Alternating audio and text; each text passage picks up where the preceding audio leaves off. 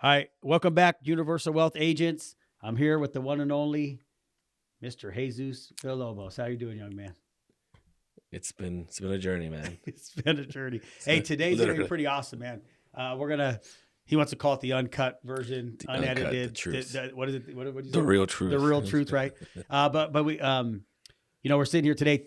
10 years later, being in business together, right? I know you've been about 15, but me and you 10 years together, and to see where we're sitting with Universal today, from where we started 10 years ago, is pretty unreal. It's crazy, man. Like I never imagined that it would be like this. I Yeah. had an idea it would be like this, but it's always bigger, right?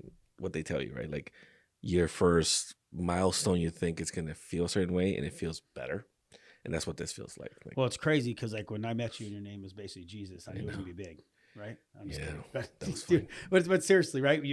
It was what were you 5 years into the business that time, 5 or 6, give or take? Like literally just about 5 years. I had So just cracked my 5th year anniversary. So more or 5 years, and I remember what's crazy, right? So I mean, I learned all this afterwards, but in the moment, I'm in Arizona, you're in California, right? And we're not zooming like we are now, right? So it was all Yeah. live, right? Yeah. So let's just talk about how. Oh, so you're coming down to Arizona, you're training, but let's get to like how I actually met you, right? Like it's a trip, Yeah, right? that's the- So like you never know in life, like the moments. Like I never thought meeting you at this baby shower that I got tricked to, which I'll talk about in a minute. Like we'd be here 10 years later running this company. You don't know that, right? But no joke. You've heard me say on other shows, like I got tricked by my mother-in-law to go to a baby shower, and I walk in and there's a dude in a suit, right? And it was this guy, right? But all seriousness, that's where we met for the first time, right? Yeah. My mother-in-law came into business. My father-in-law, they had been talking about wanting to sit down with me. I was one of those people that would not sit down to save their life, right? Yeah. I was always avoiding it about 4 or 5 months, and then literally my sister-in-law's having a baby shower out in California. I'm driving. What was the call on your, like, I don't know my side. I don't know, as I walk in the door, you're standing there and I'm real pissed off. Like, oh my God, why is this guy here?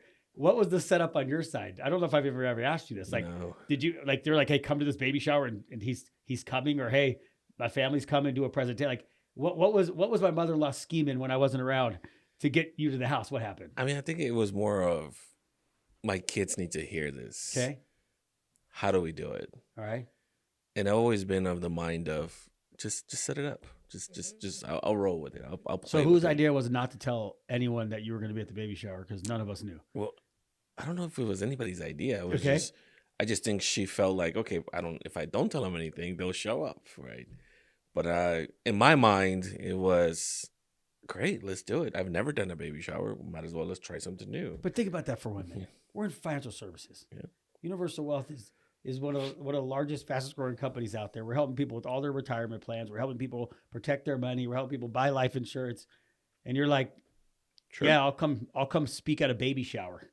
Yeah. It's just a testament of getting this information out no matter what, in any way we can do it, because so many people need help. But think about what you just said. You're like, yeah, I've never given a financial seminar at a baby shower, but I'll do it. I mean, I'm thinking there's gonna be good people there.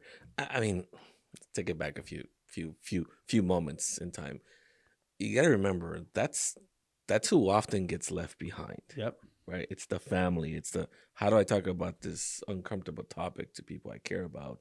Because we all have a perception of our own family, right? Even me, right? Even when I came into the business, like everybody has a perception. If they know you as the plumber, they're not gonna take much financial advice from you. Or maybe you're going through some financial hardships and now you're all of a sudden the financial guru. Well, that could mean like people get left behind. You might have something really good that they should listen to, but because of whatever perception they have about you, they're just not going to listen to you. And it might be too late by the time they do. So in my mind, that's a mission. That's what we stand for. That's who we are. Like, hey, we're unconventional, and that's why we're growing. We're not looking at it from a profit margin, right? It's not people, let's make profits. It's people over profits, Fact. right? Been that way So the whole I look time. at this as, hey, if you're willing to put yourself out there, because that's almost like a filter, right? In this business, if you're not willing to talk to the people you care about the most, okay, maybe there's a credibility issue. Yeah. Maybe do you owe them money, right? Like, Yeah. like Yeah, it's like anything else, right? Like, why do you think people get asked for references when they apply for a job? Yeah, because people they want to check up on them. They want to check up on them, right? Are you really who you say you are? Exactly. Yep. So that's kind of like an indirect of, hey, is this person who they say they are? So I can put to bed after a decade you guys didn't scheme behind the scenes to set me up to show up there? No, All right, it good. was, I feel better. it was, I feel better now. I'm gonna be honest. I'm joking, But seriously, so I show up, I walk Yeah. in. I was not very entertained in the very beginning, right? No. I was a little upset, right? I'm being truthful, and I'm sitting there, and I'm like, all right, what's this guy gonna teach me? I couldn't tell, but okay. And they're literally 5-10 minutes in, you go over the stuff. It made sense. But here's something that you did early on that I think, and people always tell me, man, you're a very selfless leader. Well, I watched a lot of things that you and Vivian did. Yeah. Like just indirectly, we never talked about it. No. I just watched it, right? People always say, hey, let me tell you. Telling works so far. It's people watching you, your actions are going to speak louder than your words. We hear this all the time, but it's true. But literally, I remember saying to you, after you fended me off for like 30 minutes in the backyard because I was chasing around like a crazy person, I said, hey, dude, why don't you, if you come down to Arizona, like come down, show me what this really is, and then let's talk. And dude, you 2 weeks later got in a car, drove down to Arizona, and you made the first effort, right? Like you came down, you never asked me how much money I had. You never asked me to pre-fill out information to make sure it was worth your trip. You came blindly, right, with what we do. Hey, I'm going to come down there and I'll share with you what I know. And dude, that day, now we're 10 years later, bro, on that one decision. But I watched you do a selfless act. And I remember thinking to myself, like, this guy doesn't even know I'm broke right now. Because I knew my financial situation. I was spending a lot. We had credit card debt. But that didn't even come up in your brain, right? So and your wife's, right? Yeah. But it changed everything. Yeah, I think that's the part people miss all the time. I think it's you have to make the investment, whether it's financial, whether it's with your time, whether like you have to make some form of investment. It's like dating someone or courting someone, right? Like if someone's 10 hours away and you really, really like that person, you're gonna figure out how to get there, right? And if you don't, you're gonna find excuses to do so. Like when we met, we just clicked, right? There's a certain chemistry that you're gonna have with people that when you meet the first time, you just click, you just like them. They're just likable, they're approachable. And in my mind, when someone comes into our company or someone's intending to come into our company and there's a degree of I like them, I first have to show them. Yep. Like I first have to make that first approach, like, hey, I'm interested. And then it's up to you to do your part. And that's for me, that's my test. Yeah. Okay, I'm willing to go do this. Are you willing to go do your part? Yep. And from day one, it's never even been a question. It's been that way. And I think that's why, and I know I say this and people don't believe it, but you were literally the easiest person to work with and to train with because you never complained. And I say that, and I want everybody to hear this because I never complained. Yep. I never had any issues. I never, because I just never understood the point of complaining. Everybody here is an independent contractor. Everybody's an adult, or at least they should act like one, right? So when we come into a business, you have certain responsibilities, financial, and you have to take the initiative. And if you don't, then this is just a hobby. Yep. In the beginning, for me, this was a hobby. I was Yep. trying to figure things out, man. I was telling someone that it took me about 2.5 years to get it. Yeah, it's true. Right. Especially if you have another job or doing other stuff, it to takes get time it. to figure it out. And part of it was one of my best friends was in the business, and it's my best friend. I want to do something with my friend, right? And it's one of those things where I didn't come into this thing because of the crusade of things. Like a lot of people come in and they see what we do and they're like, oh my God, I want to go help everybody. I came into this thing because my friend was doing it. It wasn't about until maybe almost 2 years later because my friend quit the industry, quit the business, that I figured, okay, I could be good at this. Yeah. I like this. I like helping people. I like being able to show people results. And that's where you start to find whether you like this or you don't like this. Well, it's funny because you say all the time, oh, you're the easiest person to train. I'm like, Yeah. In my mind, I'm like, I didn't know what the hell I was doing, so I just listened to what you told me. Like, isn't that? Yeah. And maybe at my sports background, Yeah. I mean, really the military. If everyone's in the military, Yeah. you don't get to ask very many questions. It's just how it works. But I've always been that way, right? You find someone that knows what they're doing. So it's funny when you say that out loud. I'm like, all I did was do what you asked me. You said, hey, come in. Hey, you have to learn how to introduce, and here's a little guide for it. Learn it. So I read it like 1,000 times. Hey, we need to set some appointments up so we can get it going. Say these exact words, and this is how you set it up. Hey, you're in training. You need help. I never questioned. Like, I'm like, all right, cool. This makes sense. And then I did what you asked, and we got people to sit down. See, for me, it was, you always told me, dude, just get them to the table. Like you can't control the end result. Like, we're going to do well, but get them to the table. So every time I got an appointment and they said yes, I thought I was winning because you told me that. Yeah. Then we got our first sale. And I was like, you're like, oh, that's what that feels like. Okay, that's this part of winning. But you've always been good at like giving the little pieces, like the little wins, right? And to me, I'm like, I tell everyone, this is the easiest thing I've ever done in my life because the steps are already there and you have someone guiding you the whole way. We make the analogy of, being in a car. You gave me the keys and then you sat in the passenger seat and you allowed me to drive. I'm fast as hell. Yeah. So I went super fast. Thank God you had the brakes sometimes because I was running into walls. But I just think that was always easy. But our journey, I want to get a couple stories because it's funny, man. So you're coming down. I just found this out. Dude, this is crazy about life, right? Your wife, we had a big meeting a couple weeks ago, and I didn't know that when you were coming down, you guys were you were still an aspiring entrepreneur, and you were making ends meet, and literally coming down here. This was like, that was a strain financially to make it all work, but you never showed it, never talked about it, never brought it up.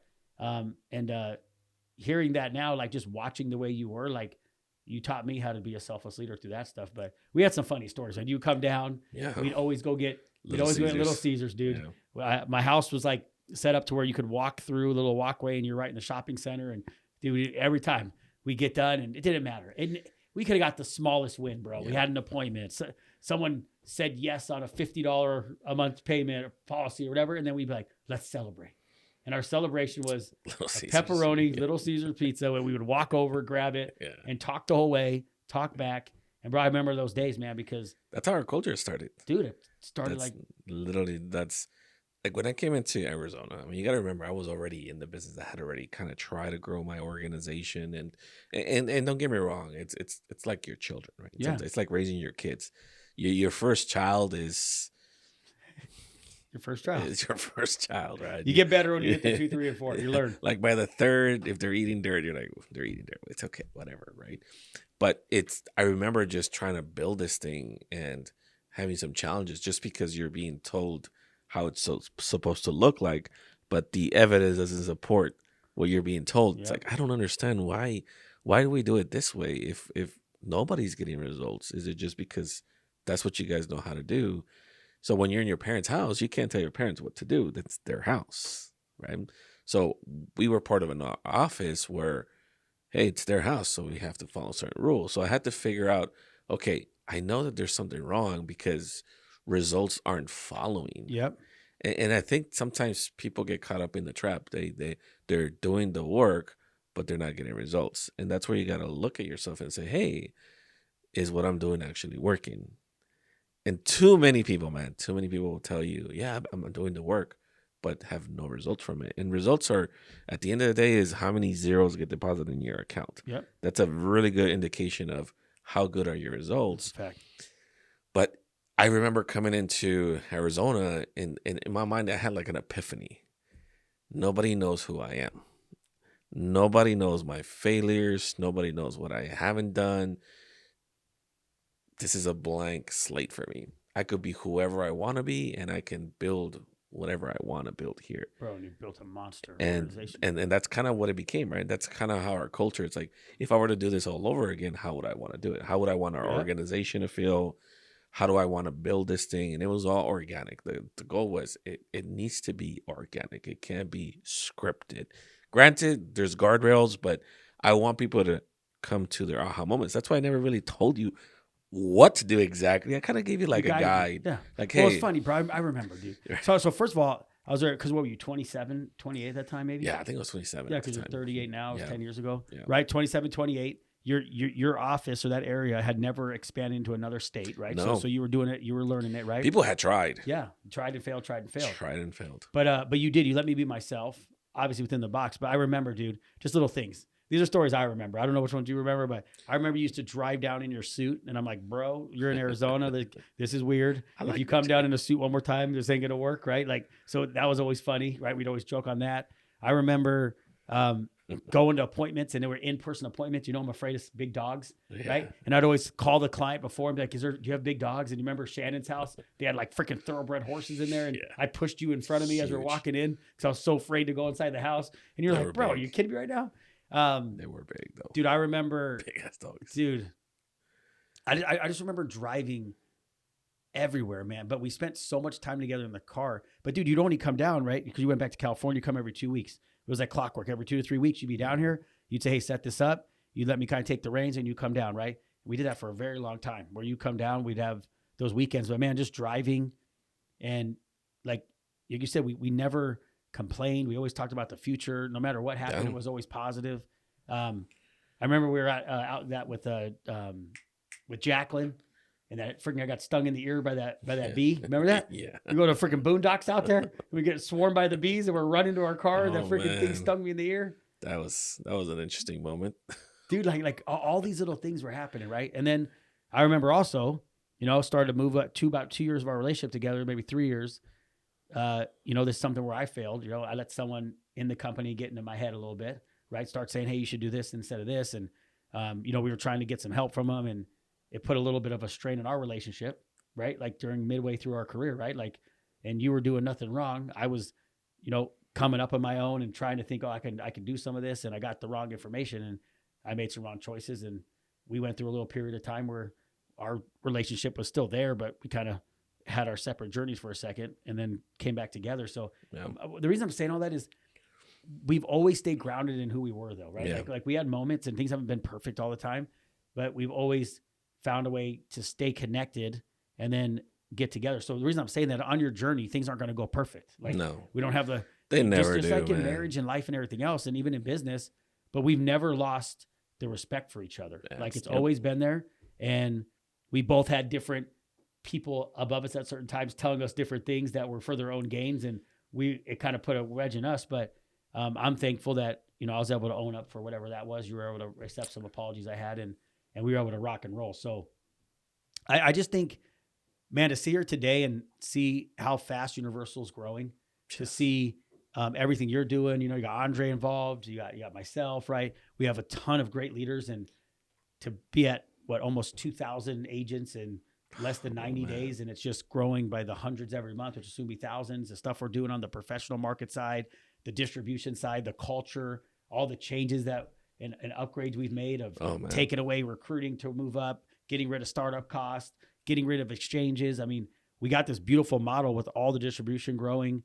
And then what you're doing on the technology side of making this way more client friendly, making this way more agent friendly. Like, bro, what we've done in such a short amount of time right now with, and honestly, removing all that other stuff and relying on ourselves and our leaders within the organization. Like, where do you see Universal in the next 12 months? I know we talk about the end of 2025, but to me, I can't even put it into words. Like, but remember before you said something at the very beginning of this, we never knew how big it was going to be then. No. We know exactly how big it's going to be now. Like, that's the difference. That's how I feel when I wake up every morning. Yeah, you get foresight, right? You can almost predict what's going to happen. I just don't want to kind of jinx it type of situation, right? But We've always been there with us. I know. You're always the one don't jinx. I jinx. If you call it jinx it, I call it selling the dream. But no, but it's true. I mean, it was the same. But what do you see knowing who we have within the ranks, and then obviously all the people listening, the agents we have that are brand new that are just going to get licensed, and then all the people that are going to watch this are going to come in. For me, it's exciting, man. Like I don't think we've ever been in this position where we had people that are stepping up without asking us. They're just taking reins. And that's always a beautiful thing, right? That's a sign of maturity in a business and a company where people aren't waiting. And I just see just the wave of leadership just rising and people just figuring it out and finding their own mission.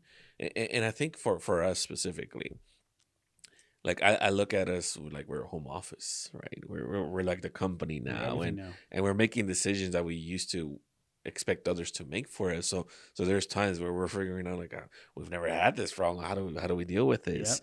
Yep. And I know for us, we're always growing in that sense, right? So I can't wait for someone to be in that position. Yep. Right. The biggest testament of a company's success is the bottom of the totem pole. Like, are they winning? The growth of the people. Yeah, it's the growth of the people. Like that's how you, at least for me, that's what I'm proud of. Dude, I'll tell you this too. I have two things I want to say to you. First of all, is that like I've told you this a million times throughout our career, I'm so blessed and thankful that for your 5 years, before you met me, that you and Viv never gave up, never quit with all the stuff going on. You guys went through a lot of stuff. So like, if you not quitting gave me the ability to grow the kind of organization that I've grown, right? And you stayed in the game. You got good. You got your craft down. When you met me, you said, hey, I'm not going to do the same thing I saw. I'm going to do it the way I think is right. And it's grown what we did. So I'm very grateful for that for the rest of my life. You know that. And then the second thing, man, I woke up this morning, bro, and this is what I felt. I'm going to tell you the truth. Because, we keep saying $1 billion company, $1 billion company. That's guaranteed, bro. Listen, that's cute. That's what everyone else is doing. I'm telling you, Universal Wealth in this distribution channel will be the first $1 trillion company. And here's what I'll tell you. If BlackRock holds $10 trillion under management, if Fidelity holds $4.5 trillion, all these investment firms hold trillions of dollars, and we know what's happening in the wealth transfer, being a $1 billion company anymore is cute. Yep. This is a $1 trillion industry. And I'm telling you, Universal Wealth, I woke up and I felt it every ounce of my body. We will reposition about $1 trillion of this wealth into the products and services we offer, and we will become $1 trillion company with Universal Wealth. And then doesn't mean that there'll still be, if you can only move half the wealth into certain products, that means they can still have $5 trillion, but we're taking the other 5. Vanguard or Fidelity Guarantee, if you got 4.5, we'll take 2.5 of that or whatever. That's 2.25, right? So we can take half of everything, right? And make sure it's repositioned the way it needs to go. But honestly, man, we will build $1 trillion company because we have the mind for it. We understand it. We have the people around it. And I appreciate you. And not to mention, we're still young. We still have the energy. We still have the We still have the thirst of we're not there yet, bro. And I think that's always been the driving factor. You need it. If I can be just very honest with everybody here, quitting was never really an option. Did I ever think about stopping? Absolutely. It's because you have a lot of life events happening. You have family, you have deaths, you have friends, you have all these things. But never in my mind did I ever think I would fail at this. It just, what do I need to do to get better, right? What do I need to do? And leadership it's a two-way street, right? You learn as much from leading that you learn from your organization. Fact. And that's kind of what kept me moving. It's like, damn, now I can't let my team down. So I have to figure things out. I have to man up. I have to take personal accountability versus some people, they're afraid of it. They don't, fact. They want to pass the puck. So you will explode when you stop passing the puck. When you take ownership. But man, I'm excited, dude. I appreciate you. I know we're going to do a lot more shows together and drop more stuff. But, we never really sat down together and just really reminisced and sit here for a moment to think like, dude, I remember you coming to the house in 2015, March of 15, bro. Yeah. And we sit here 10 years later, a decade, less than a decade. It's not even March yet. March is first quarter next year. It doesn't feel like it. But man, just if you take ownership for what you want, you become coachable, but you also have to be at the right place at the right time. And I'm telling you, at Universal Wealth, for the agents that are here, get licensed quick, get rocking and rolling, get into what we're doing. And if you know anybody that's looking for an opportunity, this is the place right now. And you're looking at $1 trillion company. We understand how to get it. We have the roadmap already. Let's go help these people get what they need, and let's help agents live the life they want to live and get to their dreams. Yes. We appreciate you.